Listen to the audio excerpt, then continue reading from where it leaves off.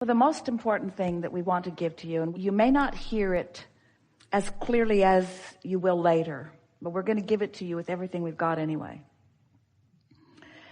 You are leading edge creators, which means you are adaptive beings. You are not fragile, you are not vulnerable, and you are not at risk. But when you play that stupid game, you disallow the well-being that is there for you. I got it. It's like all that is non-physical and all that is good is all queued up and flowing to you. And you've got yourself all walled off as you use facts and truths as your reason to disallow the very solutions that you're looking for. You can't have it both ways. You cannot keep problems active within you and be part of the solution. You just can't do it. And the way you feel in the moment, that's your guidance saying, this isn't getting you where you want to be. This isn't getting you where you want to be. Want to take a different tack? Want to take a different tack? Want to take a different tack? Want to be a thriver? Want to be one who excels? Want to feel invincible? You see? You just don't get back enough to take a broad enough view. And you listen to the voices of those who have something to gain if they can convince you that there's a condition that needs to be changed. And we're not saying that they're not conditions that you're not seeking improvement about, but we are seeing that beating the drum of the problem condition does not bring you to the solution ever, ever, ever, ever, ever, ever, ever, ever, ever, ever. And there are enough of you, fortunately, there are enough of you who are not focused upon the problem. That's why the flora and fauna is so important about your planet. And that's why in some ways that you're worried about it. But we promise you, they are not worried. They just migrate to the conditions that serve them best. So then you say, oh, there's a problem. There's a problem with this part of the ecosystem. But the part of the ecosystem that lives there is adapting and moving and changing and thriving and in sync with source energy. And then you say, but what about the parts of the ecosystem that are now extinct? And we say, how do you tell if they are extinct or if they are expanded? How do you know if they are extinct or if they are evolved? How do you know if they have not adapted and changed, you see? And so we know, and Esther will get letters because there are those who are comfortable in their insisting on the destruction of the planet. But we're here to remind you, because we have not forgotten, that you are not devolving, you are evolving. You are not unbecoming, you are becoming. You are not disappearing, you are reappearing. Your planet is well. Your planet is well. There is so much more evidence of the wellness. Now, if you say to us, Abraham, the sun didn't come up this morning, then we'd say, we were wrong. The sun did come up this morning, and it will come up tomorrow morning. And the evolution of all that is upon your planet is improving. And the reason that we know that is because at a cellular level, there is asking. And at that cellular level where there is asking, there is no resistance. Hear that. At the cellular level, which is the basis of all that you know as physical beingness, there is asking and no resistance. So why are you, as humans, getting on these bandwagons where you're looking at conditions and trumping them up and putting dramatic music behind them, and then using that condition that has been exaggerated and trumped up and is way out of perspective with everything else as your reason to not allow your cells that are asking and non-resistance to be the recipient of that well-being, you see? And that's why we say, if all of the humans banded together and watched videos that made you doubt your well-being, you still collectively would not be enough to cause destruction of this planet, because you are not the major vibration of this planet. The major vibration of this planet is happening on a cellular level, on a microscopic level, on an animal level, on a vegetable level, on a plant level, on a source energy level, you see. No matter how bad you decide you're going to feel today, you cannot mess it up for the rest of us.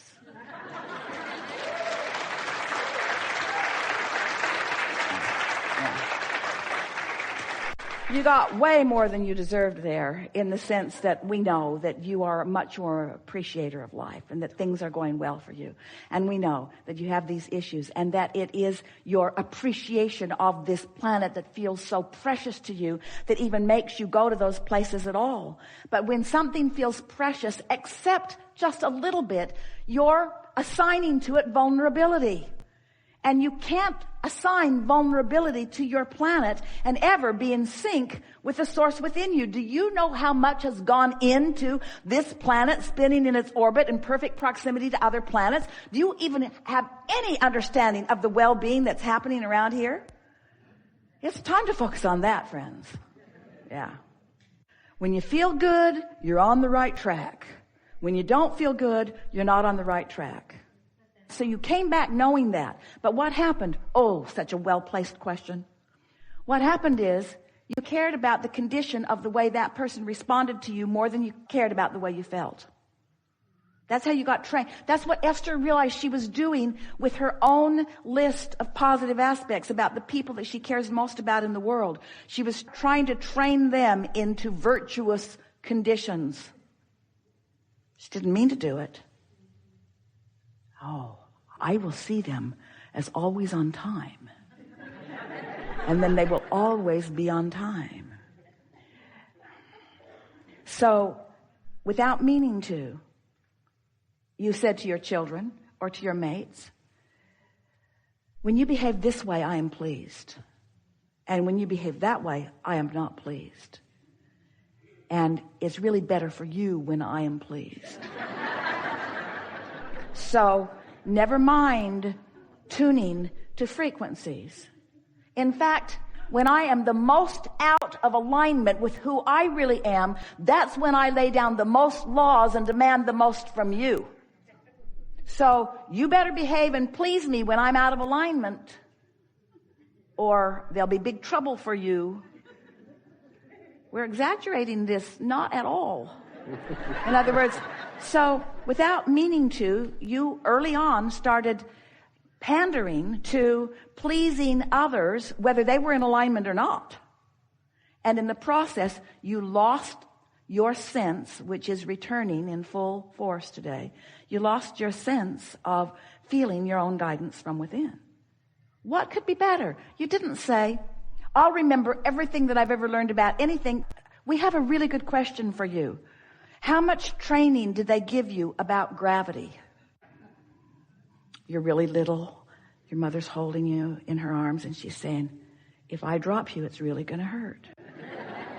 Or there's this thing called gravity and you'll learn about it soon enough. And I'll try to teach you everything I know about it before your feet ever hit the floor. But you didn't have to learn about it because it responded to you so consistently that through life experience, you figured it out, you see. And the same thing is true of law of attraction. You knew that you would figure it out because it's pervasive. It's everywhere. It's unyielding. It never stops. It's always consistent.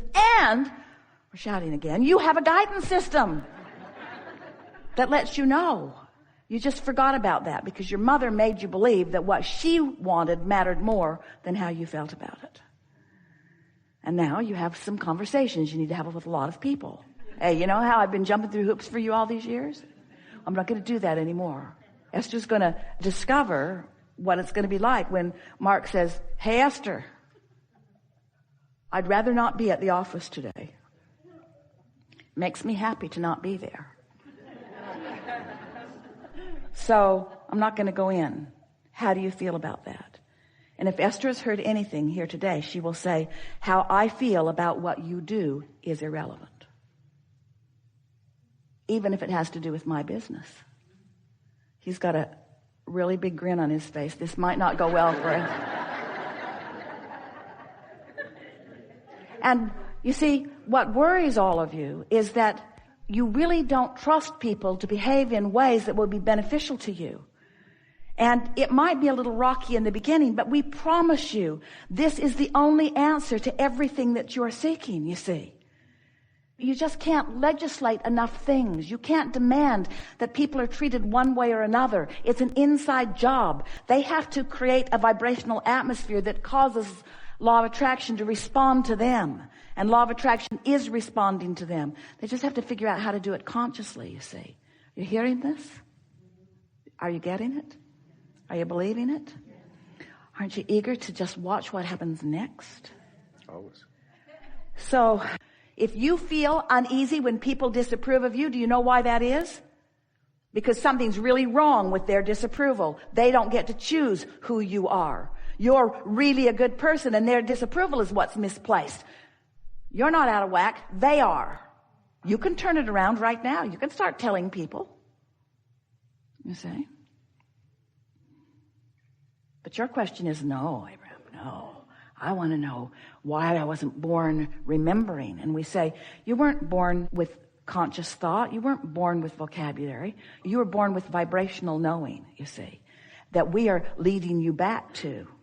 And yes, you learned language and you learned behavior and you learned to be socialized by those who needed to control you because they didn't know how to be happy unless they controlled you. But by now, haven't you figured it out? How's it working out? How is it working out? What control do you have over each other? Do you have any real control? Do you listen to your politicians? They stand in complete defiance of each other with what seems to be the singular goal of just not going along with what you want, even if it's a good idea. Even if it's a good idea, I cannot go along with what you want. All the time feeling awful inside. So the bigger question is, how did I, in my human form, get so detached from my emotions that I'm willing to put up with this emptiness? Why am I willing? Because we know that often you don't feel empty. Often you're enlivened. Often you are tuned in, tapped in, turned on. So it doesn't take much nudging before you remember that, you see. Before you remember or rediscover what to do about it now. You'll never get us to agree that you came into this physical experience with something missing, because it is, from our perspective, the perfect platform for this eternal beingness that we are all about. You said, I'll go where there's lots of variety, and from it I will find things that are important to me. And we said, and when you find it, we'll flow with it, and you'll know when you're on the track of it and when you're not.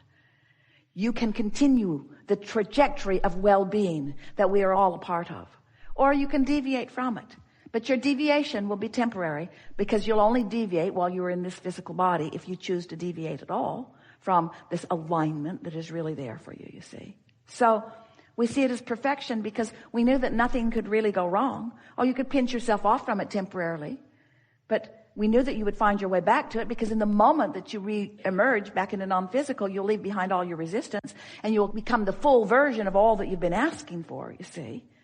So that would be like saying, Abraham, I'm going to an NBA basketball game. Esther's been going to the Spurs game. She likes it so much. And I just don't think that, I think that hoop should be way lower than it is. Way lower than it is. And I think that it should be bigger. The hoop should be bigger and the ball should be smaller. It should be just so obvious and so easy. And I think everybody should get to play. I think everybody should get to play. And I just think it'd be a whole lot more fun if it was different in this way. And we say, you like figuring things out. You like getting good at things. You like coming to know things that you didn't know before. You like life giving you more opportunities. You like fine-tuning your vibration to a higher frequency. You like the momentum moving faster. You like the stakes being greater and the reward therefore feeling better. You liked it this way. Every single one of you liked it this way.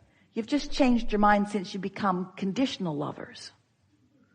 Once you move back to unconditional lovers, you'll realize the perfection of this world again. You see, this world only feels off when you're a conditional lover who doesn't like some conditions and can't control them, and doesn't have the ability to focus either. There's just so many bad things to look at in this world, and I just feel inclined to look at all of the bad things. And I think that the bad things shouldn't be here. And we say, no, you don't. You wanted the variety. And then you say, well, I'm not saying that there shouldn't be the variety. I'm just saying that shouldn't my guidance have been more obvious to me? Shouldn't I come knowing it? And we say,